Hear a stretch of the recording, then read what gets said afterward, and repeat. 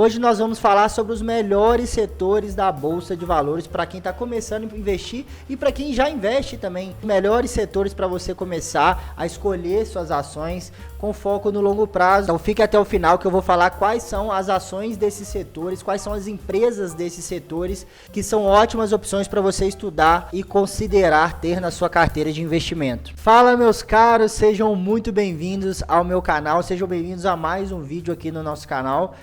Para quem não me conhece, meu nome é Pedro Abreu, eu sou educador financeiro. Aqui eu falo sobre investimentos, como construir patrimônio e multiplicar e gerar renda passiva no longo prazo. Para começar, se inscreva no nosso canal, deixa aquele like para o YouTube entender, né, que o conteúdo é relevante, para mostrar para mais pessoas. Isso é muito importante para o nosso crescimento. Antes de começar a falar quais são os setores e quais são as ações que eu entendo que são ótimas para o longo prazo, a gente precisa entender algumas coisas. Primeiro ponto, né, alguns fatores são muito importantes antes de qualquer pessoa começar a investir em ações.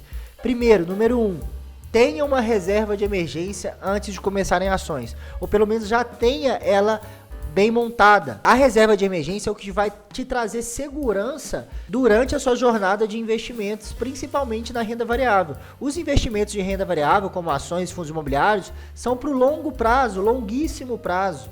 Então, caso você precise de algum valor nesse tempo, você precisa ter aquela reserva de emergência para te trazer tranquilidade, principalmente nos momentos de queda do mercado. Número 2, entenda como funciona os investimentos de renda variável. Entenda como funciona o mercado de ações. Estude cada empresa antes de colocar o seu investimento. Não saia investindo sem o conhecimento, sem entender como aquela empresa funciona, como aquele fundo imobiliário funciona. Então, o estudo, o conhecimento sobre aquela classe de ativos é importantíssimo antes de você começar a investir em ações. Número 3, tenha mentalidade de sócio. Sempre que você for aportar, sempre que você for investir seu dinheiro em algum projeto, em alguma ação de alguma empresa, pense naquela empresa como sua. De fato, você está se tornando sócio daquela empresa. Então, procure se tornar sócio de empresas lucrativas, boas empresas, que têm perspectiva de longo prazo. Não procure apostar, não procure empresa, pelo menos no início, não procure tentar acertar a empresa que vai multiplicar 1000%. Não, procure as empresas que você entende como funciona aquele negócio, aquele business. A partir do momento que você entende como funciona, você de fato vai querer se tornar sócio daquele negócio. Número 4, comece devagar, comece aos poucos, principalmente para o investidor iniciante. Não saia investindo loucamente, colocando seu dinheiro em várias empresas porque você ouviu alguém falar. Não, comece devagar, usando pouco do valor que você está definindo ali para investir, para você entendendo como funciona, para você ir sentindo o mercado. E a partir do momento que seu conhecimento for aumentando, você se familiarizando com aquilo, você pode ir aportando mais. Número 5, diversificação. Diversifique seus investimentos. Não comece investindo tudo em apenas um setor. Não comece investindo tudo na mesma empresa. A primeira fase da diversificação é em classes de ativos. Você deve ter renda fixa, fundo imobiliário, ações e exterior. O segundo ponto de diversificação é dentro de cada classe de ativos, você deve diversificar. Por exemplo, dentro da sua porcentagem de investimento em ações, você deve ter ações de vários setores diferentes. Não aloque todo o seu capital no mesmo setor. Por exemplo, tem gente que fala, eu estou diversificado. Mas aí você vai olhar a carteira da pessoa, Bradesco, Banco do Brasil, Itaú, Banco Inter, Nubank. Isso é diversificação? Não. Estão todos dentro do mesmo setor. Quando você diversifica dentro da classe de ativos, em vários ativos de setores diferentes, você consegue diminuir o seu risco não sistêmico. O que é o risco não sistêmico? É aquele risco que afeta um determinado setor. Por exemplo, vamos supor que tenha um problema no setor bancário, que vai afetar todos os bancos. Se você está todo alocado em bancos, todas as suas ações vão cair. Agora, se você tem apenas uma ou duas ações de bancos e várias outras de outros setores, se der um problema no setor apenas bancário, as suas outras ações não vão ser afetadas. Vamos analisar esse gráfico aqui que vai ficar mais fácil de entender. O risco não sistêmico, que é o risco exclusivo de uma empresa ou o risco de um setor, ele é diminuído a partir do momento que você diversifica. né? A partir do momento que o número de ativos vai aumentando na sua carteira, o seu risco não sistêmico vai diminuindo. Agora, o risco sistemático, que é o risco do sistema em geral, do mercado em geral, ele não diminui com a diversificação. Mesmo aumentando o seu número de ativos, o seu risco sistemático, o seu risco sistêmico vai continuar o mesmo. Você deve diversificar dentro da classe de ativos para fugir desse risco não sistêmico. Então, pessoal, sem mais delongas, vamos direto para os melhores setores da bolsa, na minha opinião.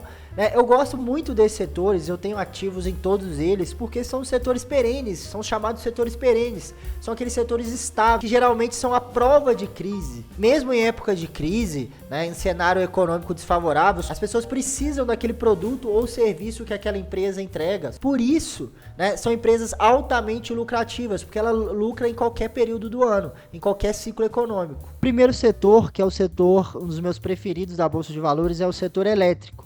Um setor elétrico é um setor altamente estável, porque, como eu disse, as pessoas não vão parar de consumir energia elétrica, é necessário em qualquer época do ano. Então, o primeiro exemplo aqui que a gente tem é a Taesa, é uma empresa de transmissão de energia elétrica. Ela é líder nesse segmento de transmissão de energia elétrica. Ela é famosa por pagar bons dividendos, é uma empresa altamente lucrativa. Aqui a gente vê o crescimento do lucro dela nos últimos 5 anos. Um dividend yield nos últimos 12 meses de 9,6%, uma margem líquida altíssima. O que é a margem líquida? É quanto que sobra da receita fica para a empresa como lucro. Por exemplo, no caso da Taesa, a cada R$100 que entra como receita, 66 sobra como lucro. Então é uma empresa que tem uma margem líquida altíssima. Aqui do lado a gente já tem a Engie, que é uma empresa focada em geração de energia elétrica, também paga bons dividendos, não tão bons quanto a Taesa, mas paga nos últimos 12 meses pagou 6%. É uma empresa que vem crescendo seus lucros também nos últimos 5 anos, possui uma boa margem líquida e um valor de mercado de 35 bilhões. O segundo setor que eu gosto bastante é o setor bancário. Quando eu falo setor bancário, são os grandes bancos.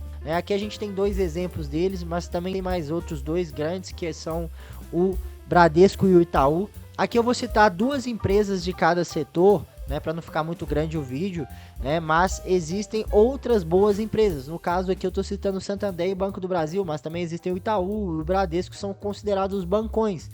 Aqui a gente pode verificar o Santander, tem o código SAMB3, o dividend yield nos últimos 12 meses de 9,5%, um crescimento nos lucros nos últimos 5 anos de 15%, uma margem líquida de 15% também. Aqui a gente tem o Banco do Brasil, também, que paga ótimos dividendos, uma empresa altamente lucrativa, as duas com valores de mercado altíssimos. Eu vou ensinar agora para vocês um mecanismo, um site para vocês compararem esses indicadores, esses e outros indicadores importantes de uma maneira fácil. É só vocês acessarem aqui o Status Invest. Eles têm uma funcionalidade muito interessante de comparativo, para fazer um comparativo entre ações do mesmo segmento, entre empresas do mesmo segmento. Lembrando que quando você for comparar os indicadores de uma empresa, compare sempre as do mesmo segmento. Não compare uma empresa do setor elétrico com um banco, não compare uma empresa do setor de saúde com o setor de saneamento, não tem nada a ver, os indicadores vão ser totalmente diferentes. Então vamos aqui usar o Santander e o Banco do Brasil, por exemplo. A gente vem aqui, selecionamos Santander, compare ações. Aqui já vai aparecer algumas opções para comparar. A gente vem aqui, Banco do Brasil, adicionar e comparar. Então aqui vocês podem comparar tudo, olha, aqui já tem um resultado geral. O Banco do Brasil ganhou em 11 indicadores e o Santander ganhou em 10 indicadores. Então aqui vocês podem ir vendo um por um, podem acrescentar mais um outro banco aqui, por exemplo, e fazer o comparativo dos 3. Então isso aqui é uma ferramenta muito interessante para comparar todos os indicadores. Indicadores de crescimento, indicadores de rentabilidade, de endividamento. Então é muito legal utilizar isso aqui para você comparar as empresas do mesmo setor. O próximo setor que eu gosto muito é o setor de saneamento, porque as empresas de saneamento em momento algum podem parar de tratar a água, tratar o esgoto, né? É um serviço altamente necessário, por isso que ele faz parte desses setores perenes. Aqui eu citei duas boas empresas, a primeira é a Sanepar, né, que é uma empresa, é uma companhia de saneamento do estado do Paraná, e a Copasa, que é a companhia de saneamento do estado de Minas Gerais, né? Sanepar tem um dividend yield dos últimos 12 meses de 5,83%, né, uma margem líquida 22%, crescimento dos últimos 5 anos dos seus lucros de 14%, né, em comparativo aqui com a Copasa. Também pagam relativamente bons dividendos, crescimento interessante dos lucros, uma margem boa e um valor de mercado de 5 bilhões. O próximo setor é o setor de saúde, né? A primeira aqui é a Fleury, que é uma empresa de medicina diagnóstica, né, que possui laboratórios, crescimento no lucro dos últimos 5 anos de 10%, uma margem líquida de 8%. A segunda aqui é a Raia Drogasil, que é a maior rede de drogarias do país. Possui um dividend yield nos últimos 12 meses de 4%, 4,86%, um crescimento nos últimos 5 anos de 2,25%, e uma margem líquida de 3% e um valor de mercado de 33 bilhões. E por último, o setor de seguros. Eu destaco essas duas empresas, que é a Porto Seguro e a BB Seguridade. A Porto Seguro é uma empresa que tem um valor de mercado de 13 bilhões, um dividend yield nos últimos 12 meses de 6%, a margem líquida também de 6% e um crescimento dos seus lucros nos últimos 5 anos de 9,25%. Aqui ao lado, a BB Seguridade, que é uma empresa paralela ao Banco do Brasil, né, apesar do Banco do Brasil ser um dos seus principais acionistas. Ela possui um dividend yield nos últimos 12 meses de 5,46%, é uma boa pagadora de dividendos, valor de mercado de 53 bilhões. Depois de analisar todas essas empresas, analisarmos os setores perenes que eu mencionei, o que a gente consegue perceber de comum em praticamente todas elas? Todas vêm crescendo seus lucros ao longo do tempo, ao longo dos anos. Consequentemente, o que isso possibilita?